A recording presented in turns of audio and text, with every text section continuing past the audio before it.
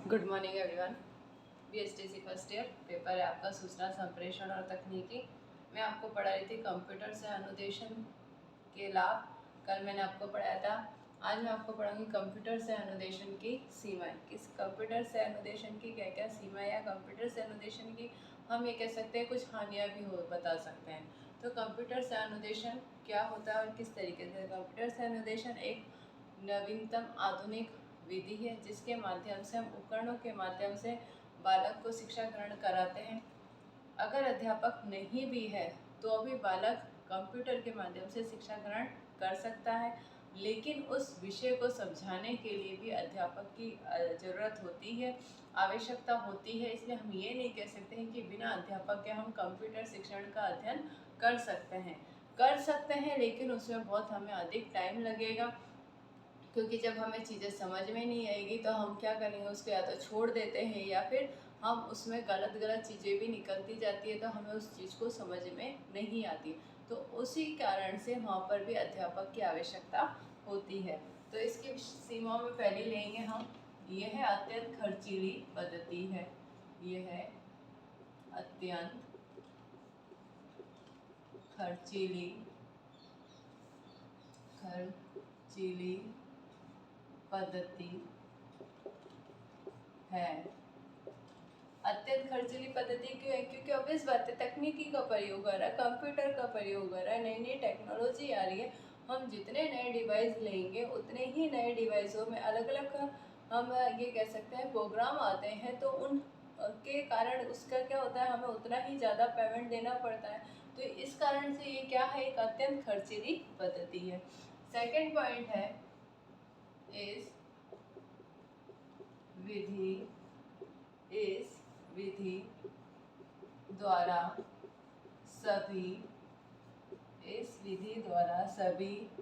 विषयों का अध्ययन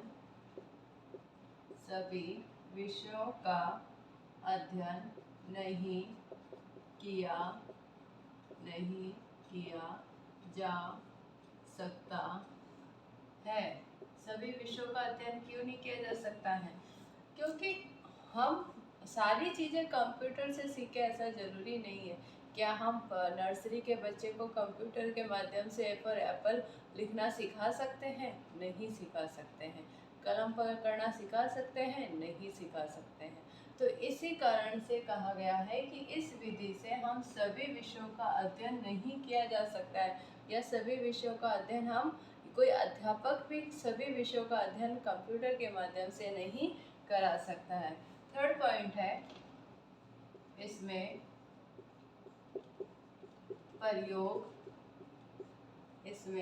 प्रयोग किए जाने वाले कोमल उपागम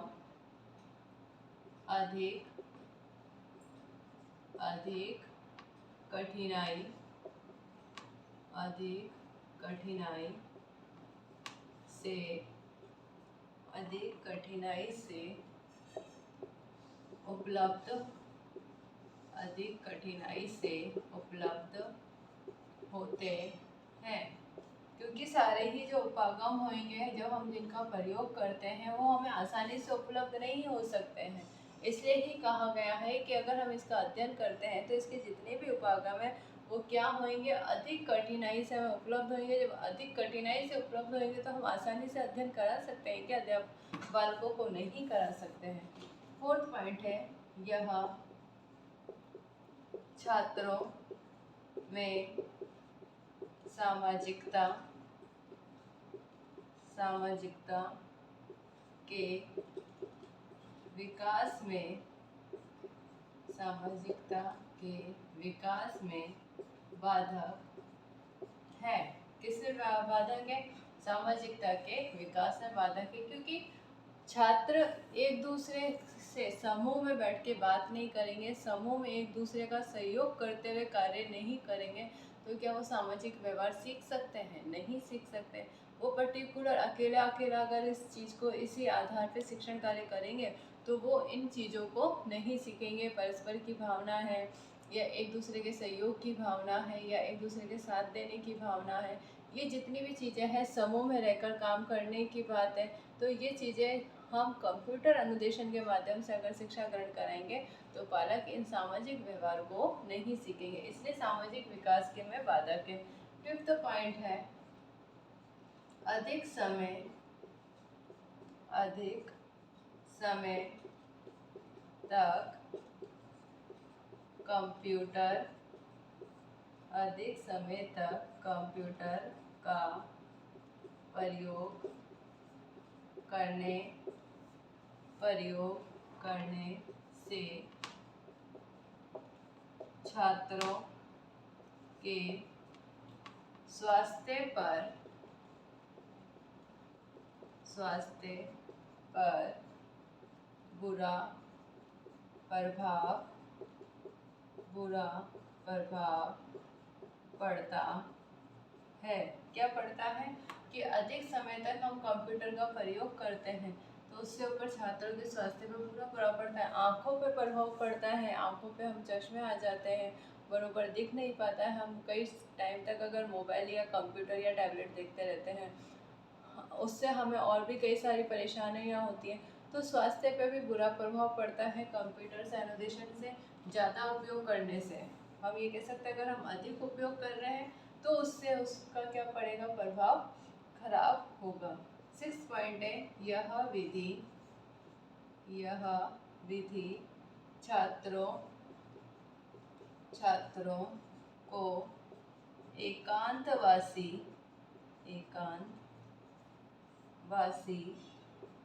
बनने की आदत डालती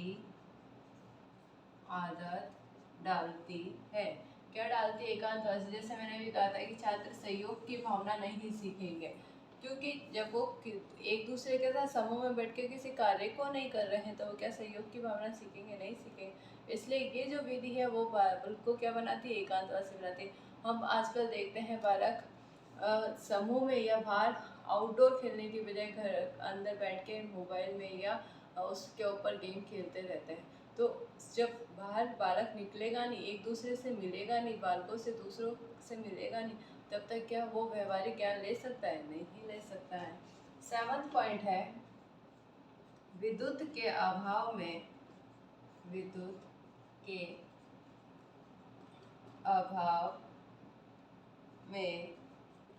इसका प्रयोग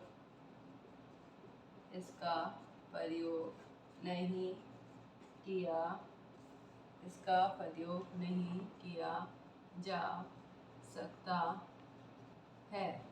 विद्युत के अभाव में क्या है? इसका प्रयोग किया जा सकता है? नहीं किया जा सकता है। बैटरी खत्म हो गई, चार्ज करने के लिए हमें किसकी आवश्यकता है? बिजली की आवश्यकता है। जब बिजली नहीं है तो क्या वो चार्ज हो पाएगा? नहीं हो पाएगा। तो क्या हम अधिगम को सुचारू रूप से आगे उस प्रक्रिया को रख पाएंगे? नहीं रख पाएंगे। जब हम शिक्षण ही कंटिन्यू नहीं रख पाएंगे, शिक्षण प्रक्रिया ही हम सुचारू रूप से संचालित नहीं कर पाएंगे, तो हम किस तरीके से कंप्यूटर से अनुदेशन को हम कंटिन्यू रख पाएंगे? नहीं रख पाएंगे कंटिन्यू, क्योंकि हमारे पास में जिस के माध्यम से हम जो चीज़ सिखा रहे हैं वो चीज़ ही नहीं है, वो उसमें ही हम क्या कह सकते हैं बंद हो गई है, तो हम उस ज्ञान को आगे नहीं बढ़ा सकते हैं। फिर 8th पॉइंट है यह विधि प्रेम करुणा घृणा मैत्री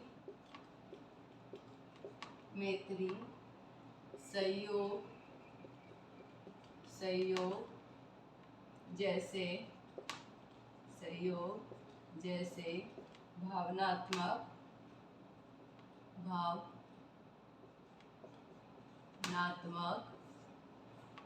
पहलुओं पर ध्यान नहीं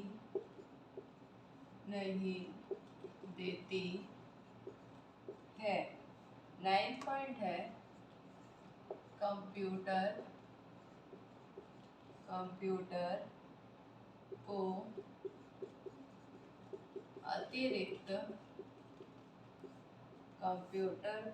अतिरिक्त सावधानी से रखने की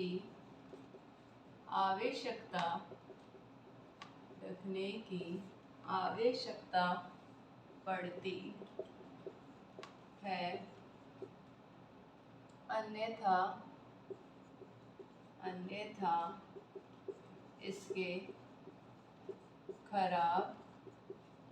अन्यथा इसके खराब होने का भय होता है।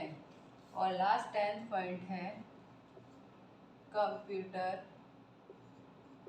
कंप्यूटर महज एक मशीन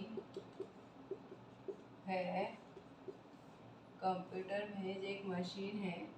यह कभी भी शिक्षक का स्थान नहीं ले सकती है। कंप्यूटर क्या शिक्षक की जगह ले सकता है? बिल्कुल नहीं ले सकता है। हम कितना ही टेक्नोलॉजी का प्रयोग करें, लेकिन किसी भी विषय वस्तु को समझाने के लिए हमें अध्यापक की आवश्यकता पड़ेगी ही पड़ेगी। हम बिना अध्यापक के किसी भी विषय वस्तु को नहीं समझा सकते हैं। तो 8 पॉइंट ये विधि प्रेम, करुणा, घृणा, मैत्री, सहयोग जैसे भावनात्मक पहलुओं पर ध्यान ही नहीं देती है। जब बालक एकांतवासी हो जाएगा, एकांत में बैठ के सीखेगा, तो क्या ये सारे भाव उसमें उत्पन्न होंगे? तो ये सारे भावों से वो परिचित होगा? नहीं होगा। कंप्यूटर जो है उसको हम रखने में अतिरिक्त सावधानी की आवश्यकता होती है। हम उसको डर डर के रखते हैं खराब नहीं हो जाए, क्योंकि खराब होने का हमें में क्या होता है? भय होता है। कंप्यूटर में क्या है? एक मशीन है। बिल्कुल सही बात है ये। और कभी भी शिक्षक का स्थान कंप्यूटर या कोई भी टेक्नोलॉजी नहीं ले सकती। तो ये थी कंप्यूटर से अनुदेशन की सीमाएं। आपका गृह कार्य प्रश्न है, कंप्यूटर से अनुदेशन